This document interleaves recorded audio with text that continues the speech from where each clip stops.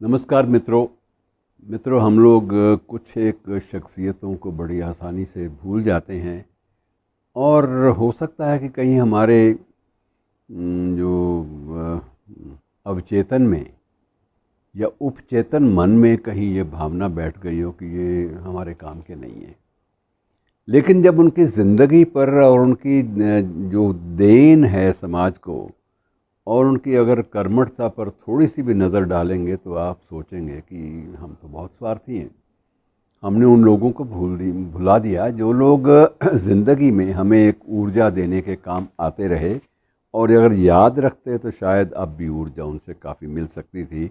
आज मैं संकेत जिस बात का दे रहा हूँ उनमें से एक शख्सियत है जनेश्वर मिश्रा। आपको याद शायद ना हो, लेकिन आपको सिर्फ याद कराने के लिए मैं आपको बता दूं कि सात सात केंद्रीय मंत्रिमंडलों में वह मंत्री रहे। केंद्रीय मंत्री के पद पर 7 बार रहे।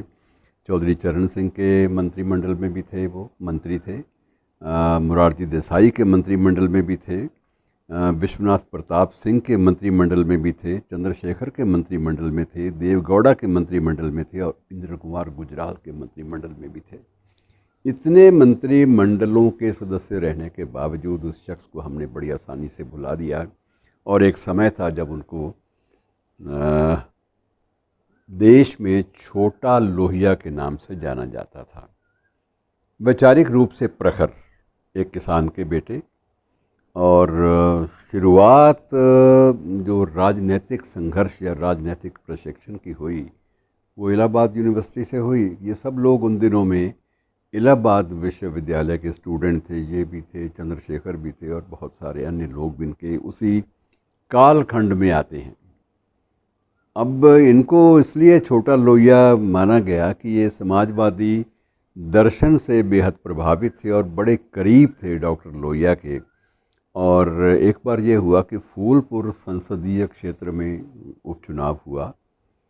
डॉक्टर लोहिया सामने पंडित नेहरू, चुनाव हो रहा है और लोगों को उम्मीद यही थी कि डॉक्टर लोहिया के तो जीतने का सवाल ही नहीं है और बहुत पिछड़ जाएंगे, ये भी एक शंका थी।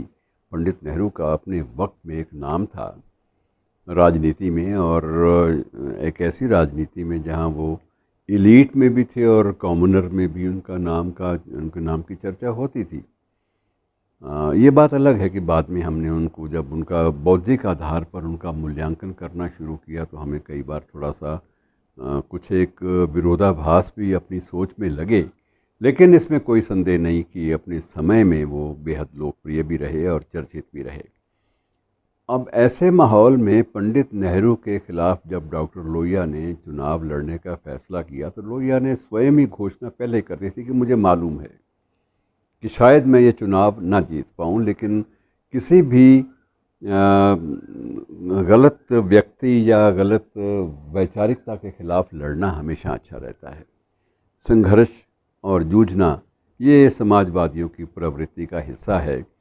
उन्होंने विशेष रूप से जनेश्वर मिश्रा को एक विशेष सेगमेंट, एक विशेष क्षेत्र विशेष, उसी संसदीय क्षेत्र के एक क्षेत्र विशेष का चुनाव इंचार्ज भी बनाया। बाकी उन्होंने स्वयं संभाला और उनके जो अन्य शिष्य थे उन्होंने संभाले मोर्चे। आश्चर्य की बात है कि जो सेगमेंट, जो 45 गांव जनेश्वर मिश्रा को सौंपे गए थे जहां चुनाव प्रचार, वो सारे के सारे 45 गांवों में पंडित नेहरू पिछड़े। ये बात अलग है कि चुनाव पंडित नेहरू के पक्ष में रहा, लेकिन जहां जनेश्वर मिश्रा ने दायित्व संभाला था वहाँ पंडित नेहरू डॉक्टर लोहिया के मुकाबले में बहुत पीछे थे। और कारण एक ही था कि जनेश्वर मिश्रा की वक्तृता शैली, बोलने का ढंग और वैचारिकता के मामले में बड़े स्पष्ट थे। और उन्होंने जिस प्रकार से समाजवादी आंदोलन को एक धार दी, जब भी गैर कांग्रेसी मंत्रिमंडलों का गठन आरंभ हुआ तो उस वक्त उनकी उपेक्षा करना किसी के लिए मुमकिन नहीं था। और उनको छोटा लोहिया इसलिए कहा जाता था कि वो कुछ सिद्धांतों को लेकर जूझते थे और सिद्धांतों से उनका रिश्ता निरंतर बना रहा और इसी आधार पर उन्होंने बहुत कुछ लिखा भी।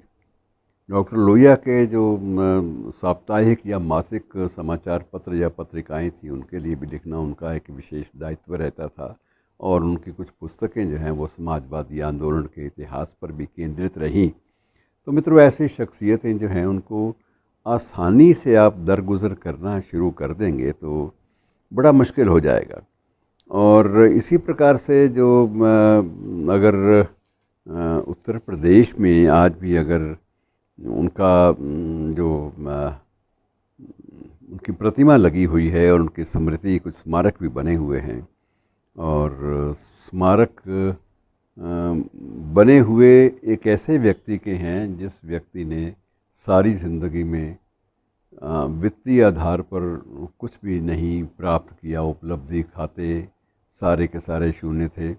जब गए दुनिया से तो बैंक में कोई बैलेंस नहीं था, और शुरुआत ज़िंदगी की एक लाठीचार्ज से हुई थी। उस लाठीचार्ज में इतने इतने घाव लगे थे कि राजनारायण जब इनको अस्पताल में देखने के लिए गए तो उन्होंने एक बात कही थी, यदि मुझे डॉक्टर लोहिया ने शपथ न दी होती कि हम लोग हिंसा कभी नहीं करेंगे तो मैं आज हिंसा पर उतारू हो जाता। इतनी बेरहमी से स्वतंत्र भारत में किसी भी कार्यकर्ता को, समाजवादी आंदोलन के नेता को अगर पीटा जा सकता है तो इसके खिलाफ तो सशस्त्र विद्रोह में भी संकोच नहीं होना चाहिए।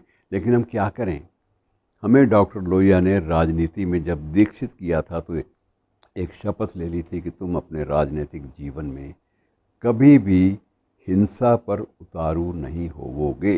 लड़ाइयाँ वैचारिकता के आधार पर होती हैं, ना कि हथियारों के बल पर या बाहुबल के आधार पर या फिर धन बल के आधार पर। इन आधारों पर लड़ाइयाँ नहीं होती। लड़ाइयाँ जब भी होंगी वो वैचारिकता के धरातल पे होंगी। और एक बात ये भी बता दूं कि मूल रूप से एक किसान के बेटे थे, और किसान भी ऐसा जिसके पास इतनी ज़मीन भी नहीं कि अपने वो जो घर और परिवार की जो देख रेख है वो किसानी के बूते पर चला सके। तो बड़ी मुश्किल से इन्होंने राजनैतिक जीवन में अपना अस्तित्व बनाए रखने का प्रयास भी किया। और अच्छी बात ये थी कि इनके जो आसपास जो लोग थे उनमें साहित्यकार लोग भी काफ़ी ज़्यादा थे। प्रयाग शुक्ल वगैरह ये सारे के सारे उन दिनों में, रादर श्रीकांत वर्मा जो बाद में कांग्रेस में चले गए, वो सारे के सारे लोग उस वक्त दिनेश्वर मिश्रा के प्रशंसक भी थे। और एक बड़ी बात ये भी कही जाती है कि जब भी इनको मंत्रिमंडल में लिया गया तो जानबूझकर ऐसे मंत्रालय दिए गए जिनमें सिवाय भ्रष्टाचार के और कुछ था नहीं। लेकिन ये श्रीमान जी उन मंत्रालयों में जाकर भी चुनौतीपूर्ण मुद्रा में डटे रहे। इनको जो मंत्रालय दिए गए उनमें ये खनन मंत्रालय भी था, जहाज़रानी भी था, केंद्रीय परिवहन मंत्रालय भी इनके पास था, और केंद्रीय पेट्रोलियम, रसायन और एनर्जी और फर्टिलाइज़र, ये सारे के सारे विभाग इनके पास होते थे। और हर विभाग में अंतर्राष्ट्रीय जो बहुत सारे जो उद्योग धंधे थे उनका दखल रहता था। लेकिन जब तक दिनेश्वर मिश्रा अपने किसी भी मंत्रालय के रहते थे मुखिया, तब तक ये था कि वो सारे के सारे जो उद्यम थे, सारे के सारे उद्योग, वो बड़े परेशान रहते थे कि ये कब यहाँ से जाएगा, कब इसका मंत्रालय बदलेगा और कब हमें अपने यहाँ ठीक ठाक चार पैसे कमाने का वक्त मिलेगा। तो ऐसे व्यक्ति जो हैं ये मतलब मान के चलिए कि अगर लोकतंत्र हमारा आज भी स्वस्थ है, जिंदा है, तो उसकी तह में ऐसे शख्सियत भी हैं, ऐसी शख्सियतें भी हैं जिनको हम तो भूल चुके हैं, लेकिन वक्त नहीं भूलता, समय नहीं भूलता। और ये लोग वस्तुतः ये कह सकते हैं कि ये लोग हमारे लोकतंत्र की रीढ़ की हड्डी थे। धन्यवाद।